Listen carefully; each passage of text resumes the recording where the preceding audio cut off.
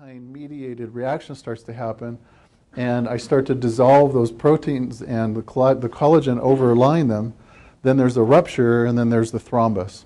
That's basically the new concept. How many of you are familiar with the consensus report? Okay, everybody needs to be. Yeah, it'll be on the disc. Good. This needs to be almost the very biggest tool you have in your armamentarium, because this is like the permission. And I mean, they're doing nothing but citing all the. I looked at all the literature that they quoted in here, and it's literature I have in my bibliography already.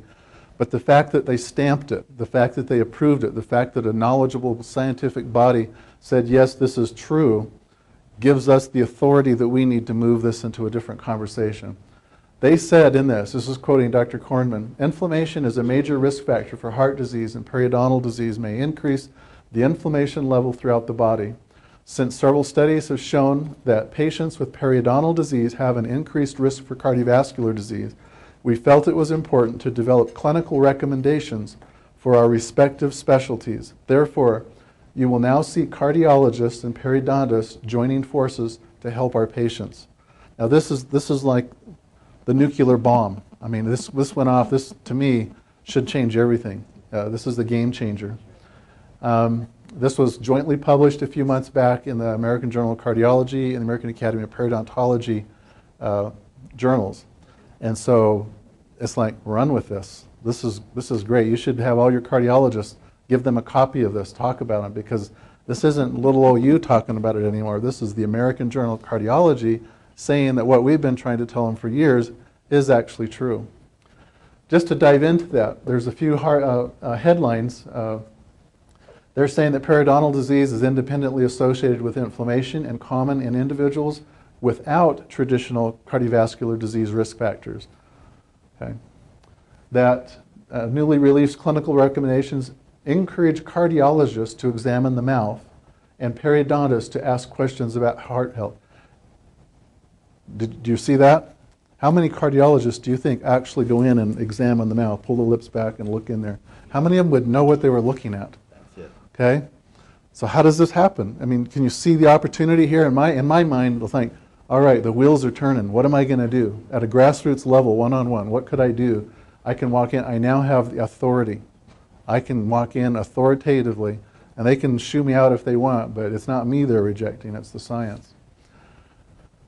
In the consensus report, we dentists should be advising patients of increased risk of cardiovascular disease associated with perio, and we should assess their risk for future cardiovascular disease and guide them to be evaluated for major risk factors. We, with our own dental patients, need to be more proactively involved in this and telling them, you know what, you could die. This isn't about dirty gums that bleed. This is about life and death stuff. And who said so? The American Journal of Cardiology and the American Academy of Periodontology. End of story. I mean, that's the authority that you need. Physicians of cardiovascular disease patients should evaluate the mouth for basic signs of perio. And then they offer several clinical recommendations here. And you can read these later, but or just read the report itself. Patients with periodontitis, patients with periodontal patients that have existing cardiovascular disease, patients with cardiovascular disease but no history of periodontal disease. So this is your typical cardiology patient. It's like there's some specific recommendations in here that a cardiologist needs to be doing in their practice. Now I'm jumping ahead, but just think, what is the cardiologist, or what will the cardiologist be thinking when they finally understand this? What will they be thinking? The first thing they're going to be thinking of is, I need a dentist. I have to get a dentist in this equation somehow. So who's that going to be? Who's that going to be?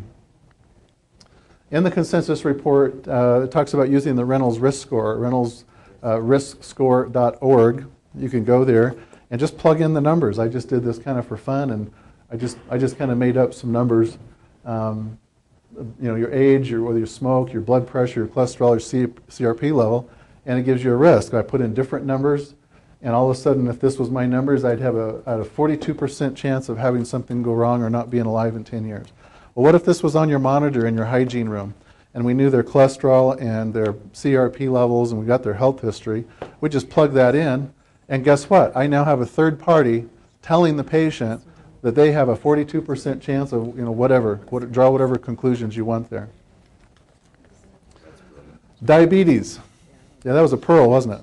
That's right out of the consensus report. We're not making any of that stuff up. Diabetes trend. This is just a graphic to show that it's getting worse. We all know that. Obesity is getting worse. So what do you do about it? How does it play into this conversation? We now look at number 6 here because we already know about heart disease and eye disease and kidneys and neuropathies and your feet cut off and well, guess what? We're now looking at periodontal disease as the 6th complication of diabetes. That means we have to be a player in the game. We have to be on the diabetic team. In fact, did you know that if you have severe periodontal disease and you're diabetic, you have a 768% chance of dying sooner? There's an increased mortality rate of over 7.5 times if you have diabetes and gum disease. How many endocrinologists do you suppose really know that? How many diabetic learning centers that are coaching and teaching and consulting and giving nutrition counsel to their patients? How many of them do really understand this? Pregnancy complications. I realize there's a little bit of debate still on this, but I think the preponderance of the literature coming out is that there's a connection here. And so, all right, this opens up a whole new arena.